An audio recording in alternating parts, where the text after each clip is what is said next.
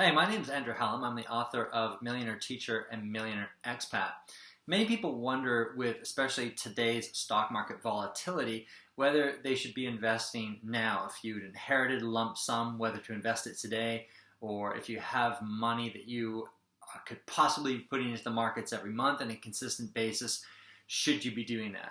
Naturally, these people are in an enviable position. They're staying, or they should be employed during the coronavirus issue. During the crash and the unemployment that is ensuing, and they should have a safety net as well. So if they're in that situation, or you're in that situation, and you want to somehow figure out what to do with your money, should I be investing it now, or should I not? Should I wait? Should I figure out a tactical time to do it? I want to talk about, I guess perhaps give you a little bit of an analogy. And our analogy is going to be related to marathon running. Let's assume that you and I are running a marathon race together. And you've decided that your strategy is going to be every mile or so, you're going to sprint for a telephone pole that's 200 or 300 meters away from us. You're going to go full out, and I'm going to maintain a constant pace. Well, if you continue to do that throughout, you're putting the probabilities of success against you. Because when we look at world records for runners, or we look at experienced runners who set personal bests are typically set by a runner doing what's called even splits. So by running essentially the first 3 kilometers at the same pace as the next 3 kilometers, as the same pace as the last 3 kilometers. That's what even splits are. But by undulating the pace like that dramatically, the runner ends up reducing their odds of success. The probability is not going to be in their favor. Investing has the same kind of rule.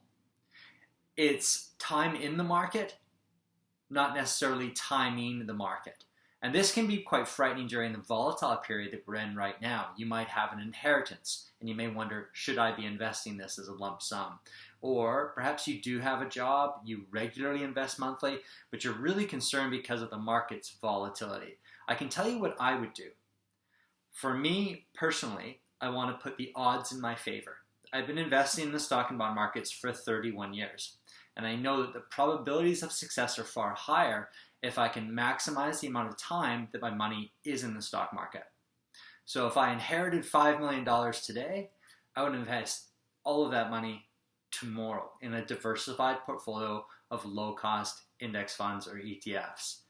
Most people have a really tough time doing that. One of the reasons is, of course, they're afraid when the market drops, or they look at forecasts, they're trying to figure out, well, if I put the money in now and it's worth less next month or 6 months from now or even tomorrow, am I going to really freak out? How am I going to feel about that? Most people aren't going to feel very good about that. And that's why one of the main reasons Warren Buffett says investing is simple but not easy, because emotionally, there's that emotional aspect to the whole thing. Market timing doesn't consistently work. CXO Advisory has done a couple of really interesting studies looking at leading economists and their predictions as to whether the stock market will rise or fall in any given year.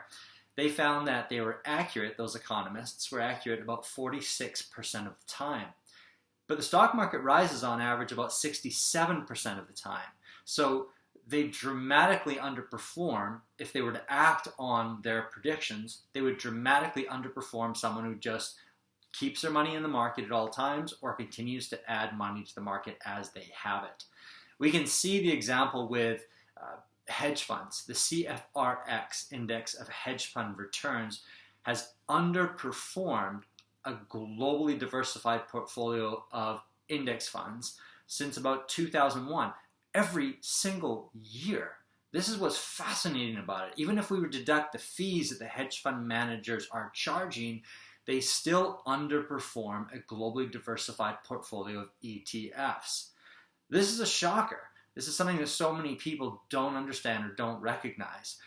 Market timing is what these guys are typically trying to do. They're trying to short the market to take advantage of when the market collapses or drops. They want to try and short it, hedge against, move into gold, try and perhaps buy an inverse ETF to take advantage of a falling market, then move quickly into stocks when they see or forecast that stocks are going to rise, This is a fool's errand, and the results suggest and play this out. Even when you have a bunch of hedge funds that have had a really good track record, that's often more luck than anything. You could look to Warren Buffett's bet with Protege Partners as a great example. He bet Protege Partners $1 million.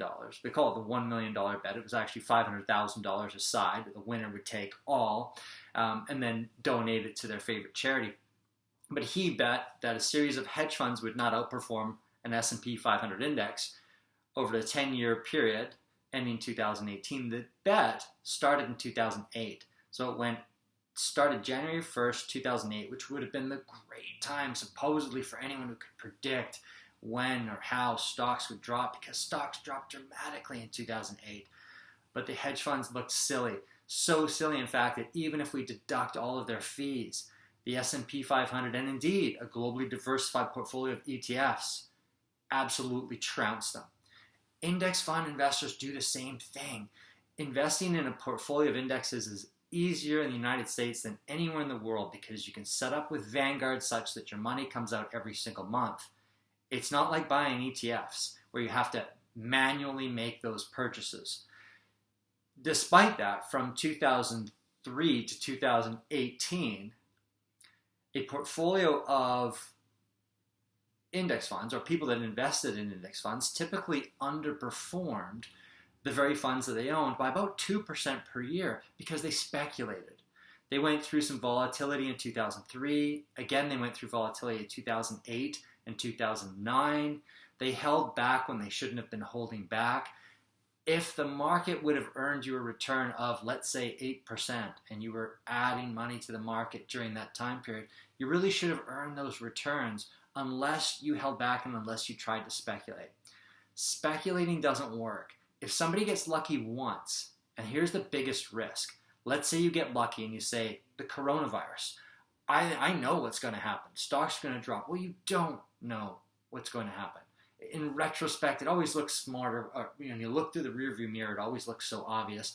But months and months ago, nobody knew.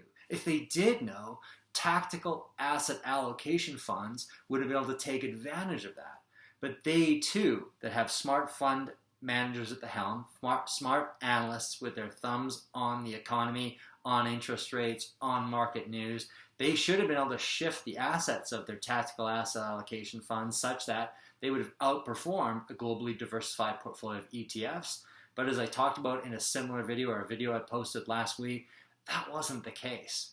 So if you do get lucky or if someone gets lucky, here's the problem.